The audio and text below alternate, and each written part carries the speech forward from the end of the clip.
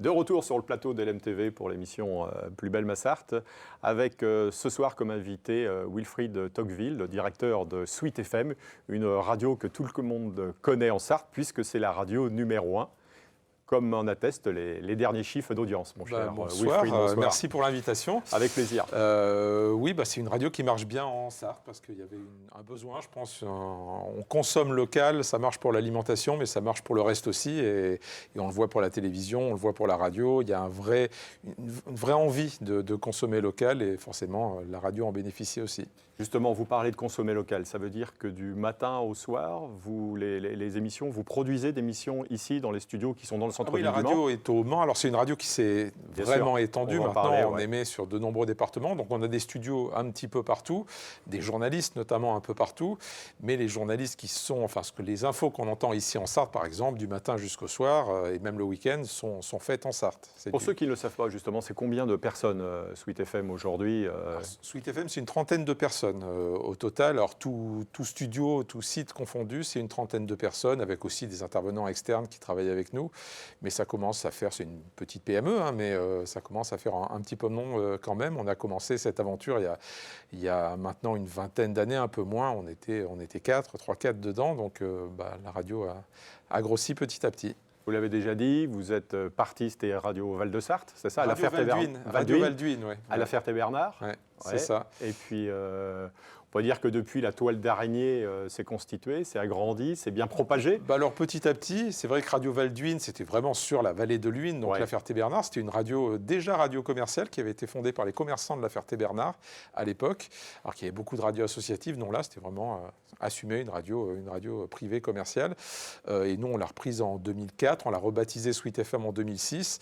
Et puis, on a eu la confiance de l'autorité de régulation, donc CSA à l'époque, Arcom maintenant, qui nous a permis de grandir. Il y avait historiquement plein de radios en Sarthe, West FM notamment. Alors, Sweet FM, c'est un anagramme de West FM. Quand on a réfléchi au nom, on a pensé à ça. Et c'est vrai qu'il y avait un trou. Il y avait d'autres radios, de grosses radios régionales dans d'autres régions. Plus rien ici, malheureusement. Donc, il y avait une envie du public et puis l'envie du régulateur de nous aider. Aujourd'hui, on peut écouter Sweet FM dans combien de départements, puisque vous émettez en dehors de la Sarthe? Alors, on émet sur 3 régions, Pays de la Loire, région Centre-Val de Loire, en Normandie, Haute et Basse Normandie, même s'il n'y en a plus qu'une officiellement. Donc, en gros, on émet du Havre jusqu'à Poitiers et de Bourges jusqu'à Château-Gontier, en gros. Voilà, Et paradoxalement, on va jusqu'au Havre, mais on a du mal à vous écouter dans le Sud-Sarthe. On a des trous dans la raquette. On a des trous dans la raquette. Ouais, nous, c'est un gros souci. C'est-à-dire que la radio est leader en Sarthe, malgré le fait qu'on n'ait pas d'émetteur à La Flèche, qu'on n'ait pas d'émetteur à Château-du-Loir, Montval-sur-Loire, comme on dit maintenant, tout le secteur du Lude, etc. C'est vrai que la réception dans le sud de la Sarthe est compliquée. On y travaille. On espère un jour avoir des fréquences, mais c'est des choses qui prennent beaucoup, beaucoup de temps.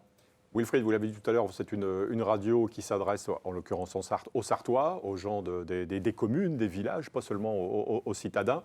Est-ce qu'il y a une tranche d'âge ou alors vous êtes vraiment de 7 à 77 ans? Alors oui, nous, on veut être le plus large possible. Alors après, c'est pas joli comme terme, il y a toujours ce qu'on dit en médias, un cœur de cible, qui est les 25 à 49 ans, ce qui ne veut pas dire qu'on ne peut pas trouver son compte lorsqu'on est plus jeune et lorsqu'on est plus adulte. Ça veut dire que c'est par rapport à la musique que vous dites? C'est par rapport en gros à la musique, mais la musique est choisie pour ne pas être excluante pour les plus jeunes et pour les plus âgés.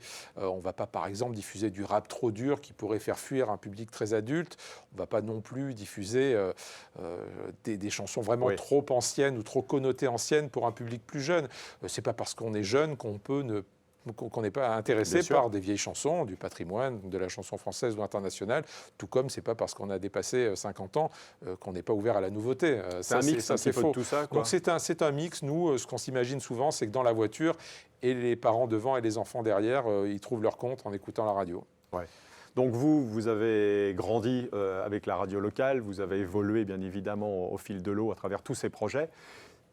Ce que vous vivez là aujourd'hui, on ne va pas dire que c'était votre rêve parce que vous ne pensiez pas en arriver là il y a 20 ans ou 30 ans, ça correspond aux aspirations que vous pouviez avoir du monde de la radio, on ne va pas dire la radio locale, mais de la radio tout court aujourd'hui. Oui, tout à fait, parce que moi j'ai un parcours, je suis passé par plein de radios et notamment par des radios nationales où finalement, oui, on a une grosse exposition, on nous entend de Lille jusqu'à Marseille, mais tout ce qu'on dit est extrêmement calculé, formaté.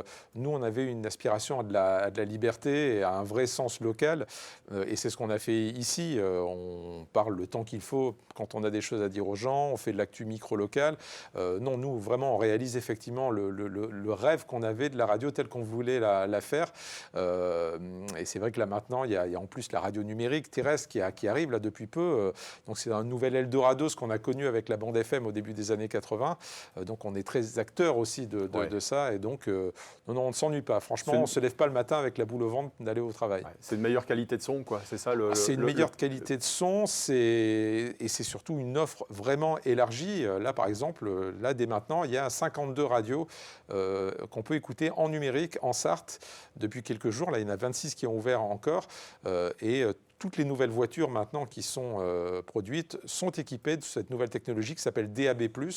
Donc les gens ne la connaissent pas encore suffisamment, cette technologie. Il y a plein de radios, plein de formats différents, des radios de jazz, de musique classique, et puis des radios comme Sweet FM ou Forever, qui est une radio qu'on a lancée aussi ici en Sarthe, qui passe de la musique des années 90 et 2000. L'objectif premier, c'est bien évidemment de consolider les chiffres qui sont les vôtres et le succès, puisque vous êtes la radio numéro 1. Les projets pour les années qui viennent, et notamment, j'ai une boule de cristal devant moi, 2024, qu'est-ce qu'on peut vous souhaiter? Qu'est-ce que vous pouvez vous...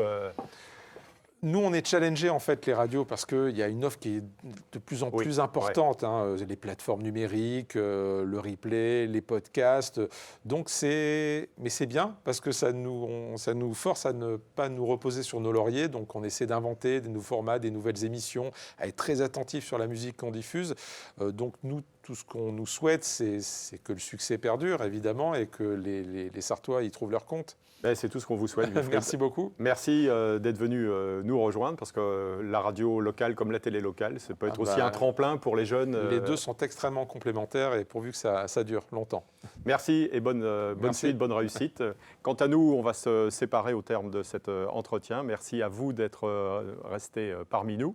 On se retrouve dans une semaine à Serran-Fouctourte pour un nouvel épisode de Plus belle ma Sarthe. Bonne fin de soirée, au revoir.